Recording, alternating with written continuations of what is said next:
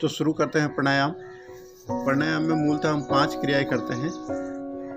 जैसे कि हमारा शरीर 5 तत्वों से बना हुआ है, ब्रह्मांड 5 तत्वों से बना हुआ है, 5 परमेश्वर है। उसी प्रकार से प्राणायाम की भी 5 क्रियाएं हैं।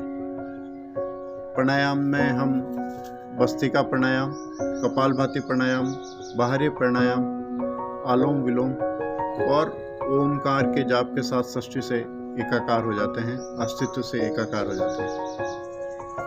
तो ज़्यादा समय नहीं लेते हुए हम लोग स्टार्ट करते हैं भस्त्रिका प्राणायाम। कहीं पे भी योगा मैट लगा के आप बैठ जाएं। अपने हाथों को योग मुद्रा या प्राणायाम मुद्रा में इस तरह से रखें। अपने आंखें बंद कीजिए और अपने नाक के द्वारा सांस को लेना है। सांस को लेने की प्रक्रिया आपको नाभि से शुरू होकर फेफड़ों से होते हुए नाक तक आनी है, जिससे हमारा पूरा शरीर ऑक्सीडिफाई हो जाए, जिससे हमारे शरीर के पूरे अंगों को ऑक्सीजन की सप्लाई सुनिश्चित हो जाए। जोर से आपको सांस लेना है नाभि के द्वारा और नाभि के द्वारा ही सांस को छोड़ना है। प्रयास करते हैं।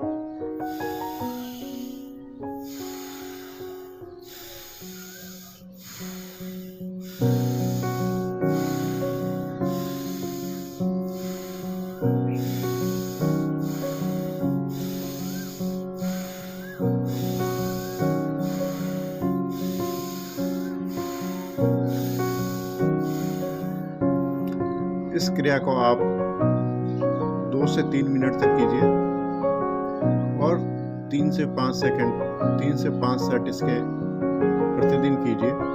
जितना आप इसको समय देंगे, जितना आप इसको क्रिया को नियमित रूप से करेंगे, आप इसमें और परिपक्व होते रहेंगे। एक बार पुनः प्रयास करते हैं।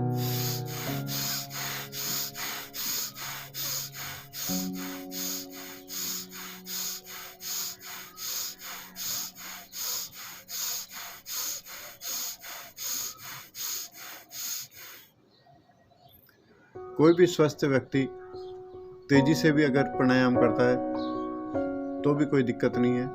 अगर आपको कोई रोग है, थायराइड, हाइपरटेंशन, तो आप इसको आराम से धीरे धीरे इसका अभ्यास कीजिए। जब आप परिपक्व हो जाएंगे फिर आप धीरे तेजी से कर पाएंगे। तो भस्त्रिका प्राणायाम के बहुत फायदे हैं। पूरे शरीर को ऑक्सीडेशन मिल जाती है और पूरे शरीर के अंदर अपने ऑक्सीजन समाहित हो जाती है और अपने शरीर की पूरी प्रदूषित जो भी हवा है वो पूरी बाहर निकल जाती है। एक बार पुनः प्रयास करेंगे।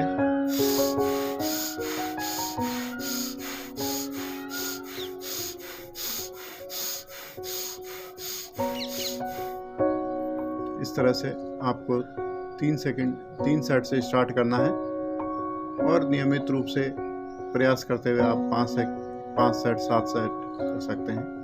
ध्यान रखिए, एक सेट की न्यूनतम जो समय है वो कम से कम 1 मिनट का एटलीस्ट रहे। 1 मिनट से आप स्टार्ट कीजिए। 1 मिनट से 3 मिनट, 3 मिनट से 5 मिनट तक आप प्रयास करेंगे तो आपको निश्चित भस्त्रिका प्राणायाम का फायदा मिलेगा। भस्त्रिका प्राणायाम के बाद जो दूसरा प्राणायाम आता है उसको कपालभाति प्राणायाम कहते हैं। कपालभाति प्राणायाम में हमारी कुंडलिनी शक्ति का जागरण होता है और कुंडलिनी शक्ति का जागरण होके पूरे शरीर में अशुद्ध विकारों का हम लोग पूरा अस्तित्व को सौंप देते हैं, पूरे अपने शरीर से बाहर निकाल देते हैं। इसमें आपको अपने नाभि को ठोकर मारनी है अपने पीठ पे। आपको पेट को अंदर बाहर करना है। जितना आप प्रयास करेंगे आप इसमें परिपक्व होते जाएंगे। आपको सांस छोड़ने का ध्यान रखना है। शरीर अपने आप अपनी ऑक्सीजन लेता रहेगा। एक बार प्रयास करते हैं।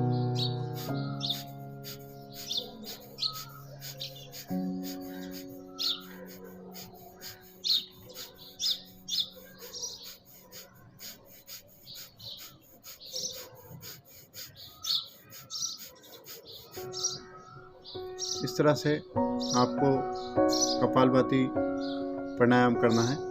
कपालभाति से पूरे शरीर की अशुद्धियाँ, पूरे शरीर का शुद्धिकरण हो जाएगा, पूरे शरीर की अशुद्धियाँ बाहर निकल जाएगी। एक बार पुनः प्रयास करेंगे। आपकी नाभि की चोट पीठ पे लगनी चाहिए।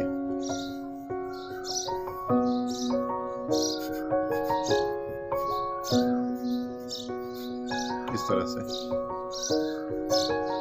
कपालभाति प्राणायाम भी आप 1 मिनट से प्रयास कीजिए। आप 10 सेकंड कर पाएंगे, फिर 30 सेकंड कर पाएंगे, फिर आप 1 मिनट कर पाएंगे, और 1 मिनट से आप 3 मिनट करके, और इसको भी 3 सेट में आप कम से कम कीजिए।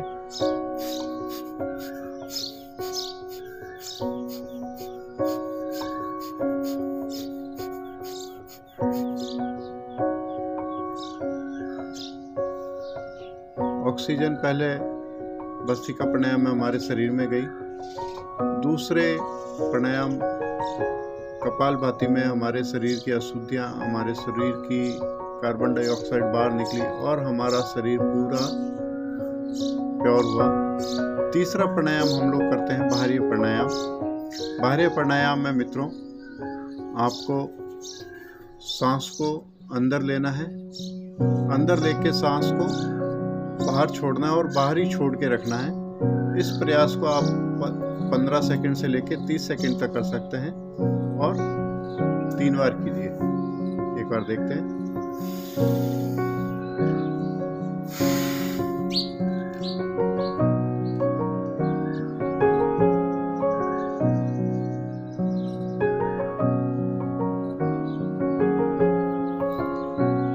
सांस को भर के बाहर छोड़ना है और बाहर ही रोक के रख देना है, और अपने पेट को सिकुड़ के अपने पीठ पे लगाना है। प्रयास करते रहिए, कंटिन्यू हो जाएगा। 3 बंदों में ये प्राणायाम होता है। ठोडी को कुकंठ से लगाने से जलंधर बंद हो जाएगा। पेट को सिकुड़ के पीठ पे ठोकर मारने से इसका मूल बंद, योग बंद हो जाएगा। और नीचे वाले भाग को आप खींच के ऊपर की तरफ खींचेंगे तो इसका मूल बंद हो जाएगा। एक और वापस प्रयास करते हैं।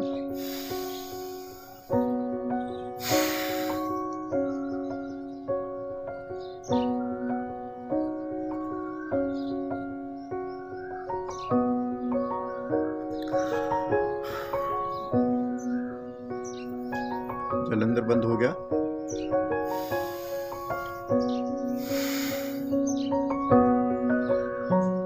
पेट को पूरा सिकुड़ के पीठ पे लगाना है, सांस को बाहर ही रोक के रखना है।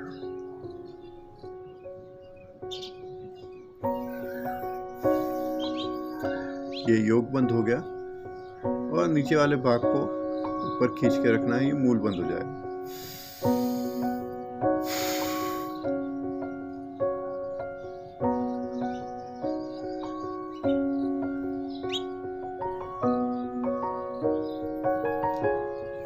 इस तरह से बाहरी प्राणायाम भी आप 3 से 5 सेट में कर सकते हैं।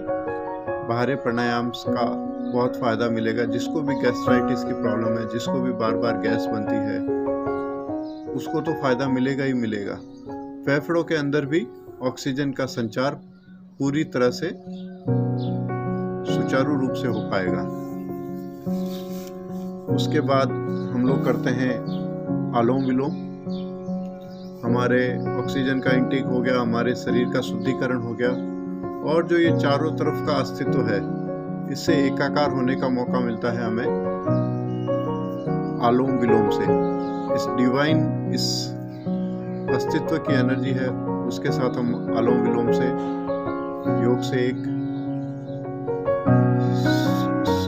बंद बना लेते हैं, एक हमारा संयोजन बन जाता है। अनुलोम विलोम के लिए आपको एक नाक से सांस लेना है, फिर दूसरे नाक से, नासिका से आपको सांस को छोड़ना है, और जिस नासिका से आप छोड़ रहे हैं उसी से वापस आपको लेना है, और फिर वापस इससे छोड़ना है। इससे छोड़ के वापस आपको इसी से लेना है और वापस इससे छोड़ना है। अंगूठे और 2 उंगलियों का हम लोग उपयोग करेंगे।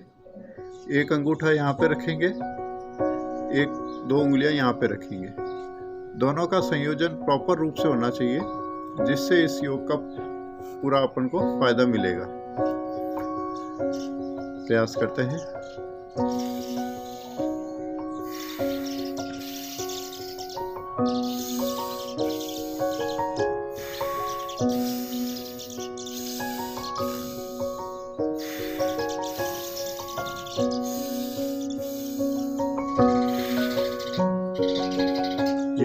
कपालभाति है, ये सॉरी माफ़ करना, ये अनुलोम विलोम है।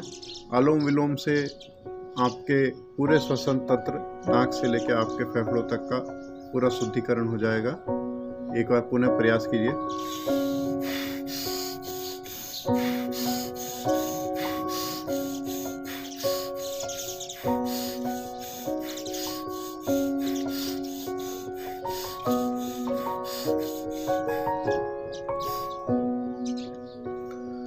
तो मित्रों, ये 4 प्रकार के प्राणायाम हमने किए। पहला भस्त्रिका, फिर कपालभाति, फिर बाहरी प्राणायाम, अनुलोम विलोम।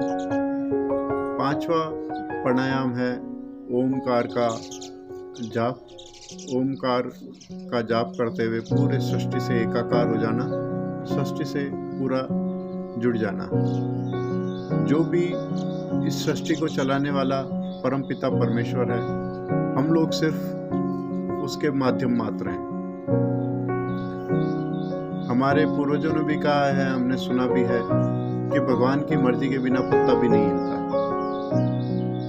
तो ये जो भी समय चल रहा है, ये जो भी रचना है, ये सब प्रभु की रचना है। आप प्रभु का ध्यान करते हुए ओमकार का जाप कीजिए। ओमकार का जाप आप 7 से 11, 21 बार, जितना आपको समय है उस हिसाब से कीजिए। योग मुद्रा में बैठ जाइए, आंखों को बंद कर लीजिए, अपने मुंह को बंद करना है और ओंकार का जाप आपको भंवरे की ध्वनि में करना है। पूरा मुंह को बंद कर दीजिए, गहरा सांस लीजिए।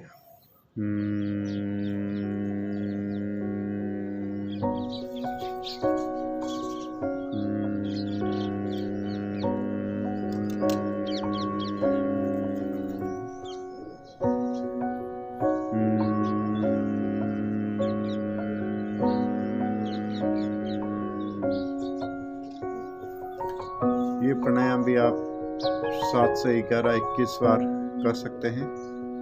तो मित्रों, नियमित रूप से प्राणायाम कीजिए। इन 5 प्राणायाम का लाभ आपको निश्चित तौर पे मिलेगा। मेरी ऐसी शुभकामनाएं हैं। आपका दिन मंगलमय हो। धन्यवाद।